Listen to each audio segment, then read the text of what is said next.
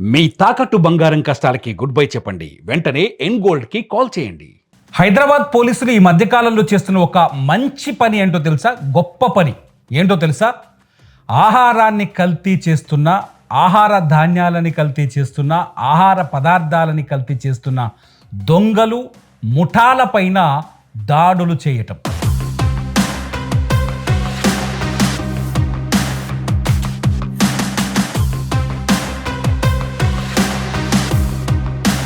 హెచ్ఫాస్ట్ అనే ఒక సంస్థను ఏర్పాటు చేసి హైదరాబాద్ సిపి సజ్జనార్ ఇప్పటి వరకు అంటే 140 రోజులు అవుతుంది ఈ సంస్థను ఏర్పాటు చేసి. ఇప్పటి వరకు 659 దాడులు చేశారు.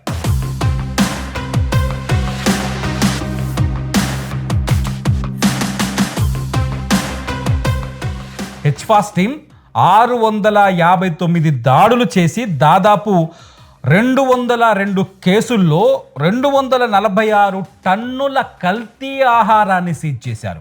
సరే, కల్తీ ఆహారాన్ని సీజ్ చేశారు. మనకెందుకు? మనం రీల్స్ చూస్తూ హ్యాపీగా ఎంజాయ్ చేస్తున్నాం కదా, బిర్యానీ తింటాం, హ్యాపీయే కదా, మనకెందుకు?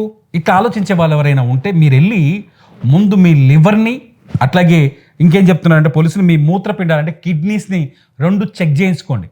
ఒకవేళ మీరు కల్తీ ఆహారాన్ని తినుంటే అది మీ తప్పు కాదు, కానీ మీరు గనక వీళ్ళు తయారు చేసిన కల్తీ ఆహారాన్ని తినుంటే ఖచ్చితంగా మీ లివర్ నాశనం అయిపోయి ఉంటుంది. మీ మూత్రపిండాల పైన ఎఫెక్ట్ అయ్యి, అదే కిడ్నీస్ పైన ఎఫెక్ట్ అయి ఉంటుంది. వాటిని చెక్ చేయించుకోండి. చెక్ చేయించుకోకపోతే మీ ఆరోగ్యం తీవ్రంగా దెబ్బతినే అవకాశం ఉంటుంది. తాజాగా మసాలాలు ఉంటాయి కదా, ఆ మసాలాలు చేసే వ్యాపార సంస్థల మీద తనిఖీలు చేపడితే 25 టన్నులకు పైగా కల్తీ మసాలాలు దొరికాయి. మసాలాలను ఎలా కల్తీ చేస్తారని డౌట్ మీకు రావచ్చు. 25 టన్నుల కల్తీ మసాలాలు దొరికాయి. ఆ కల్తీ మసాలాల్లో ఏమున్నాయో తెలుసా? వాము. ఎవరికైనా కొంత అంటే చాలా మంది వ్యక్తుల్లో ఏదైనా అనారోగ్య సమస్యలు లాంటివి కనిపిస్తే, లేకపోతే మోషన్ ఫ్రీ, లేకపోతే కడుపులో ఏదైనా ఇష్యూ ఉంటే ఎక్కువ మంది 4 వాము గింజలు నోట్లు వేసుకుంటారు. ఆ వాముని కూడా, ఆరోగ్యానికి కారకమైన వాముని కూడా వీళ్ళు కల్తీ చేస్తున్నారు. క్లియర్?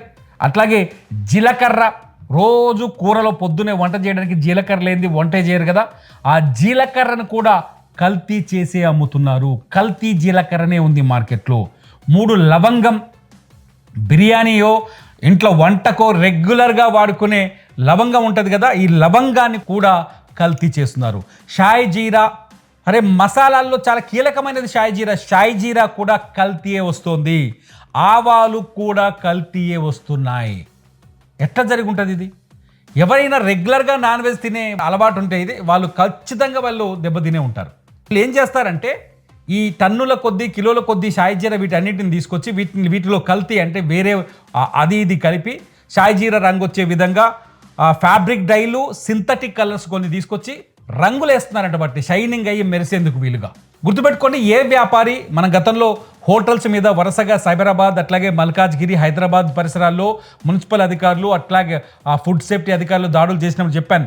వాళ్ళు ఏం చేస్తారంటే ఒకసారి చికెన్ దొరికింది అనుకోండి, కొన్నారనుకోండి, అది అయిపోయిందాకా వండి పెడతారు. అది 2 రోజులు కానీ 3 రోజులు కానీ. చికెన్ బిర్యానీ, మటన్ బిర్యానీ ఏదైనా సరే ఫ్రిడ్జ్లో పెడతారు. ఆ పురుగులు పట్టినా సరే వాటిని తీసేసి కడిగి వండి పెడతారు.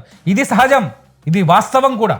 వీళ్ళు ఏం చేస్తారంటే పాడైపోయినవి, పక్కన పడేసినవి, పనికిరానివి ఉంటాయి కదా, ఆ సరుకును కొంటారు. ఈ బ్యాచ్ అంతా ఈ మసాలాలు కల్తీ చేసే బ్యాచ్ కొని వాటిని మెరిసే విధంగా, నిగనిగా మెరిసే విధంగా ఏం చేస్తారంటే ఆవాలకు రంగేస్తారు, షాయి జీరకు రంగేస్తారు, జీలకర్రకు రంగేస్తారు, ధనియాలకు రంగేస్తారు. రంగులేసి వాటిని పొట్లాల్లో ప్యాక్ చేసి వాళ్ళు ఒక నెట్వర్క్ ద్వారా మార్కెట్లో వదులుతారు. ఆ నెట్వర్క్ షాపుల్లో వేసుకుంటూ వెళ్ళిపోతే మనం 5 రూపాయలదో, 10 రూపాయలదో, 20 రూపాయలదో, అర్ధ కిలోలో, పావు కిలో కొనుక్కొచ్చుకుంటాం. మ్యాక్సిమం వాళ్ళ కల్తీ ఉందని పోలీసులు ఇప్పుడు రుజువు చేస్తున్నారు. హెచ్ఫాస్ట్ చాలా క్లియర్గా చెప్తోంది, ఏదైతే మార్కెట్లో దొరికే వాము, జీలకర్ర, లవంగం, షాయి జీరా, ఆవాలు మన దగ్గర వండవు. ఇవన్నీ ఈ కాస్ట్లీ ధాన్యాలు మన దగ్గర వండవు.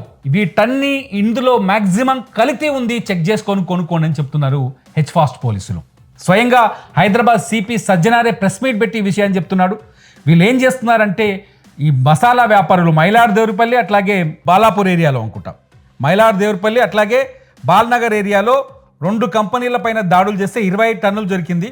ఇలా ముడి పదార్థాలు అంటే ఈ రంగులు వేయకుండా ముందే తయారు చేసుకోవడానికి తెచ్చుకున్నారు ఉంటారు కదా, అవి 89 టన్నుల ముడి పదార్థాలని. అంటే మొత్తం హైదరాబాద్కి టన్నుల కొద్ది కల్తీ ఆహారాన్ని తీసుకొచ్చి హైదరాబాద్లో పోస్తున్నారు. మనం గుడ్డిగా తినేస్తున్నాం దాన్ని. ఎంత దారుణం. టాల్కమ్ పౌడర్ ఇండస్ట్రియల్ డైలు అంట. అట్లాగే రైస్ బ్రౌన్ ఆయిల్ వాడతారు ఈ కల్తీ చేయడం కోసం. టాల్కమ్ పౌడర్ మనం మొహం రాసుకుంటాం కదా, తీసుకొచ్చి మనం తినే అన్నంలో కలుపుతున్నారు వాళ్ళు. మనం వండుకునే కూరలో కలుపుతున్నారు. చికెన్ బిర్యానీలో మటన్ బిర్యానీలో కలిపేస్తున్నారు. ఎంత దారుణం ఆలోచించండి ఒకసారి. కల్తీ చేసేవాడు రాక్షసుడితో సమానం. ఇటువంటి వాళ్ళని ఉరిదీయాలి. వేరే దేశాల్లో అయితే ఉరి తీస్తారు. అందుకనే మన సజ్జనార్ గారు కూడా చెప్తున్నారు, బిఎన్ఎస్ యాక్ట్లోని 110 హత్యాయత్నం కేసులు నమోదు చేస్తాం కల్తీ ఆహారాన్ని కల్తీ చేసే దొంగలపైన అని చెప్తున్నారు. నిజంగా ఉరిదీయాలి. ఎంతమంది పసిపిల్లలతో సహా తింటారు కదా, మనం తినే ప్రతి మనిషి కొనుక్కుంటాం. మన దగ్గర దొరకాయి కాబట్టి కొనుక్కుంటాం. సరైన రేట్లో తీసుకుంటారు కదా, మార్కెట్ ధర ప్రకారమే అమ్ముతున్నారు కదా, అందులో లాభాలు వెతుక్కోవచ్చు కదా.